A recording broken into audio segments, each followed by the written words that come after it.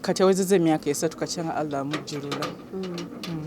Omuntu ali yayinza okwebuuza emyaka giweze 3 abamu ku myezi ku mwaka baba beerabidde ababezi baabwe lwaki gwosazeewo n'ogamba after all the years kokola edduwa eno. Nenze buli mwaka nkola edduwa ye era obulamu bwonna Allah bwana bampadde nja kugikola paka lwali nzijulula. Kuba Sheik yali adabulinganga my parents ate ng'omwami wange so si kyangu kumwerabira. Ogenze n'ogamba for all the years ojja kuba omukola. Ne kwa mukola ki? Ojja kuba omukolera edduwa. Ate nga tukumanyi oli mukyala mufumbo. Omwami wange tekirinako obuzibu ndowooza ne mama wange amunzaalira ondabye mbadde ntudde naye bazze mu dduwa si kibi kiri mu busiraamu okubeera ng'ojjukira abantu abaagenda era yagenda okumpasa nga akimanyi omwami wange Allah yamujjulula. Ajja tukulthum abantu baagala okumanya bani abakuyambyeko ku dduwa eno okusobola okuba nga yakitiibwa bwe. Edduwa eno Sheik Abdurrahman yateeseteese bamaseeka abasomye edduwa mpozi waliwo ne habibi wa Sheik abeere London yatuwadde kasente. Yani omulala yampaddeyo ku ssente oza yampaddeyo ku ssente abala mikwano gyange nagiyisizaamu akasimu. Okay, boyogera ntetuulirako ku mwami Akram kubanga yakwaddeyo kasente. Teyampadde kasente yaguze emmere enkalu. Tiyampadde cash but ya shoppings emmere omuceere amatooke biki nakwasaganya ebyokufumba. Yakwasaganyiza ebyokufumba. Omutabani tetumulabye Annual tali mu Uganda ne muwalange omukulu abaddewo Hadija. Ajja tutwalabye edduwa ey'esayidi eri endala ya happenings yesterday. Yes. Were you invited? Nze nange nalabye bagintaagingamu saagitegeddeko n'abaana bange tebaagitegedde nange nabakubidde kasimu oba teyabadde edduwa okwabadde kumanyagana or something like kubanga kati gwe waliwo ayinza otegeka edduwa ya taatawo nga tugeze nga yafa nga togimanyi tekisoboka. So I think kyabadde kintu kirala obanga abasiraamu okubeera awamu something like that. Naye nga si dduwa negooza kyabuvunaanyizibwa. Si kyabuvunaanyizibwa kubanga kati nze taata wange yafa tirayinza mutegekera dduwa nga ta-involve nze. Nabayise nze abantu nabayise era geeti yange ebadde nzigule mulabyeko nga tulina gwe tugaana okuyingira. Abantu nabayise actually weda invitingira ku status zange like nga it's open, an open invitation. Ajja kino mu Isiraamu ekyokubanga musome edduwa 2 kikkirizibwa n'ekikumi ndowooza kubanga na buli kanaku kitegeera so okusoma ku subuhi ku dhuhuri n'oba ng'otudde awo so si kibi naye ogamba nti kati kuŋŋanya kukola mukolo kuba abantu babaagala bamanye banaye abaana b'omugenzi bo baliwa baakula bakyaliyo baafa ebintu ng'ebyo. So maybe I advise them wabanga bategekera seeka edduwa next time abaana babayite. Omwami wange taliiwo kyavudde tabaddeewo nze gambye kaseera nkoledde ku kyokugula emmere enkalu alhamdulillah yannyambyeko mu ngeri eyo kati ate mba mwagala kyekirala. Kinjikika kitya okubanga nti mweno dduwa osobola okubanga osiramula abamu abasajja babiri munange kirungi nnyo Sheik abantu bamwagala kati abantu bantuukirira ne bangamba mbu Hajjati Muzaata okusinziira Seeka we twali tumwagala ennyo n'ebigambo ebirungi bye yali asomesa tusaba kusiramuka kati ne ngambako bano baseeka nti waliwo abasiraamu waliwo abantu abaagala okusiramuka ne bajja Bambi ne batuoza shahada. Ajja abantu beebuuza lwaki erinnya lya Muzaata tolyejjaako anti abo abantu tebalintuumangako tebalintuumangako tebabeerangako mu bedroom yange so tebamanyi bye nanyumyanga n'oli nze manyi oli yalintuuma atya beewummuzeeko ndowooza badeke n'amannya gange tuba sibe bagantuuma kati gwe jjo oba wantuuma erinnya lwadde mba okuŋŋamba kati Hajjati eryo lyejjeeko mbadde nkwa example tugeze oba wantuuma erinnya osobola okuŋŋamba nti kati eryo awo mpuliriza bba goba wakola ki kati oli yalintuuma. Mwenna abatukulembedde mu dduwa eno mwena ab'ebitiibwa buli azze sayite nnyo okubalabako. Assalamu alaikum warahmatullahi wabarakatuh. Okusooka nebaza Allah subhanahu wa ta'ala atuwadde obulamu natuwa n'obudde obulungi enkuba yasoose kutonnya era byonna bye twabadde tutegese ne tubitimbulula wonna wonna nga wajjudde amazzi bara alhamdulillah enkuba emaze n'ekya. Njagala nnyo okwebaza Sheik Abdurrahman okubeera nga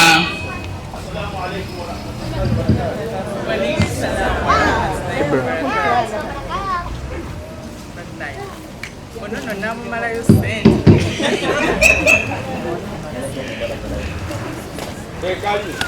kakomyewo kasitakaddamu okuvako simumalayo kati nebaza nnyo Sheik Abdurrahman okubeera nga tutambudde naye ebbanga lyonna okuvanga omugenzi Sheik akyaliwo ne Allah we yamujjulula n'emikolo gyonna egy'edduwa yagikulembeddemu n'okubeera nga atuyambako okubeera nga alambika Prince Anwar mu ddiini ey'obusiraamu. Sebo Sheik tusaba Allah akuwejjana. Allahumma amin. Nebaza nnyo Sheik Haji Abduiga Sheika gwe yatuuma habibi wange. Haji Abduiga yakuuma omukwano gwa mukwano gwe. Sheika yalamira nnyo Haji Abduiga okubeera mukwano gwa Anwar. Yamugamba nga habibi njagala omukwano gwondaze okulage Anwar. Anwar tomulyangamu olukwe, tomulyazamanyanga ensi nejjudde ab'enkwe. Ne bambi omukwano akukuumye. Tumwebaza nnyo Allah amuwejjana era abeere nga amumalira buli kimu. Era omukolo guno yagutegese ebitundu athad pirawo yenna gwe mugenda okulya enkoko biti byonna Haji Abduiga. Mpazi omulungi we ali wano eno tola ku salaamu maama afumira Haji waffe wakulabe.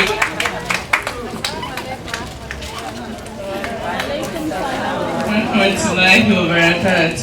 Ne mami we Haji Abduiga yabadde waawo. Twebaza nnyo mulamu wange Sheik Kayiwa owakin. Sheik Kayiwa ddamu otole ku salaamu ati Sheik Abdurrahman dola yazikuja kaziwereze no wange.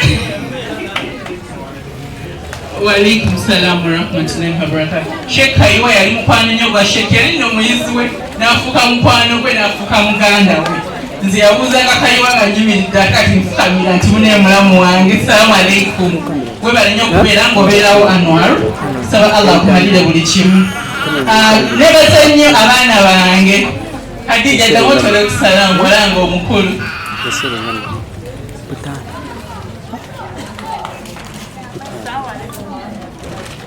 Walaikum salam wa rahmatullahi wa barakatuh.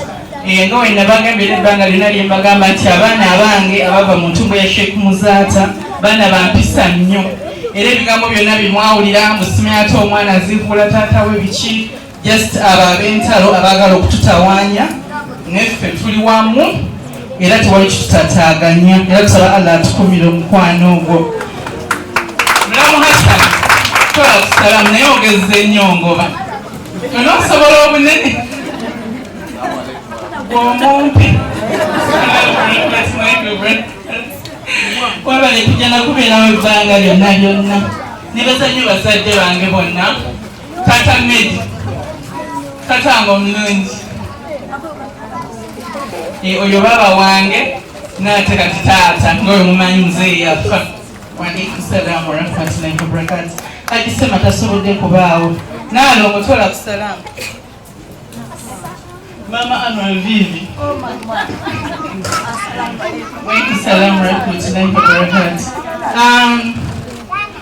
Kati banebaze sebayanga nebaze omulungi wange.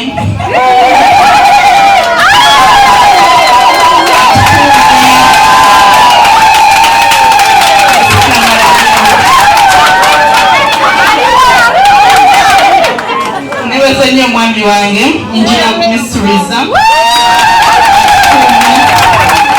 atubeerawo omwana waba mulwadde omwana waba meetings nyingi ku ssomero netwegabanagabana. Bambi mwebaza nnyo nsaba Allah atwongere omukwano.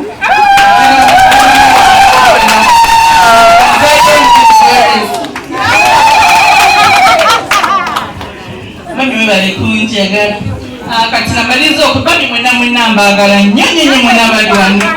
nebesogedde kombagala nnyo kati mpezekuwako ku updates tutwatandiko ekibiina kya Sheik Muzaata Bate Foundation nga katulina abaana 17 bamulekwa betuweerera ku bwereere. Waliwo abantu abasiramuka nga batutuukira nga manager wa Shell ngagamba nti bannange nayagalanga nnyo Sheik ate n'ebigambo ebirungi nemba nansiramuse. Bali basatu, ono yewokusatu azze olwaleero. Simanyi bamwe amaze omutoza Shahadi yagambye ye Bashiri, erinnya yaloze lya Bashiri. Seka Blackman ettaka ly'ennabawa empigi tuzimbeko omuzikiti gwa Sheik, simanyi we tutuuse naye ettaka lyo likyaliwo. Badde nsaba omwaka guno ogujja gwa 2024 tube nga tutandika omuzikiti ogwo ogwa masigiti Sheik Muzaata Bate insha Allah. Haji Ali Sebirumbi, Haji Abdiga yamuwa okubeera ne responsibility ebanga organizing emizikiti empaka gy'emizikiti gya Muzaata Akaabye, era badde nga wangula muzikiti nga gutwala Abul. Kati badde tusaba oyongeremu amaanyi ne basponsors, nja kuba basponsors abagamba ekintu kirungi nnyo nti bagenda kuba nga bongera okuteekamu support. Ate okugamba obwo badde nsaba 10 eno nga mbebaza nnyo mwenna basobodde okujja ku dduwa ya Sheik. Mwebale nnyo, nsaba Allah bamalire buli kimu, abagaziyirize emaali yammwe nga gawale mu nsinge nako.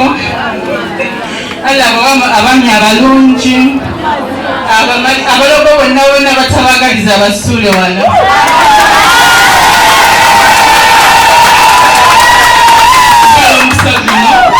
Akazindalo kawa omugenyi omukulu abenga atuuse obwakaabe. Assalamu alaikum warahmatullahi wabarakatuh.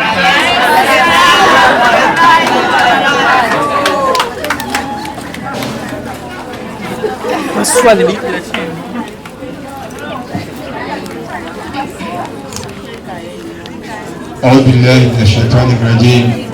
بسم الله الرحمن الرحيم. الحمد لله الذي هدانا لهذا وما كنا لنهتدي لولا أن هدانا الله. يقول الله سبحانه وتعالى بعد من الشيطان الرجيم: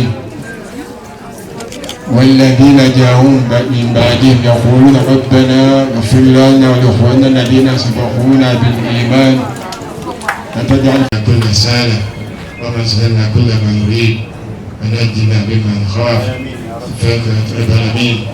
اللهم بارك في بلادنا وفي زوجاتنا وفي أولادنا وفي كسبنا وفي حياتنا وفي أموالنا وفي كل شيء. بارك اللهم أنزل سكينته والبركة في هذا المنزل.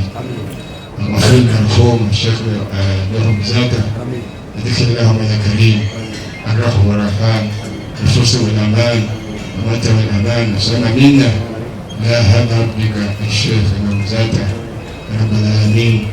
اللهم نستغفر ربنا لتانا بلا غفرته ولا هم إن نفيته ولا ضيق إن كفيته ولا مرض إن شفيته ولا عدو إلا حفظته ولا ميت إلا رحمته ولا حدث من حاجة لنا فيها صلاة بك فيها رضا إلا خبرتها سوء العالمين. يا فرد الهم يا كاشف الغم يا عم العبد والهم احفظ كرباتنا واخذ حوائجنا وانصر ديننا وانصر دين الإسلام رب العالمين برحمتك أرحم الراحمين. وصلى الله على سيدنا محمد وسلم والحمد لله. سبحان ربك. الله أكبر. لا إله إلا الله. الله أكبر. الله أكبر ولله الحمد. بسم الله الرحمن الرحيم. الحمد لله رب العالمين الرحمن الرحيم مالك يوم الدين. إياك نعبد وإياك نستعين. اهدنا الصراط المستقيم صراط الذين أنعمت عليهم غير المغضوب عليهم ولا الضالين. آمين. بسم الله الرحمن الرحيم. ألف لام ذلك الكتاب لا ريب فيه هدى للمتقين الذين يؤمنون بالغيب ويقيمون الصلاة ومما رزقناهم ينفقون والذين يؤمنون بما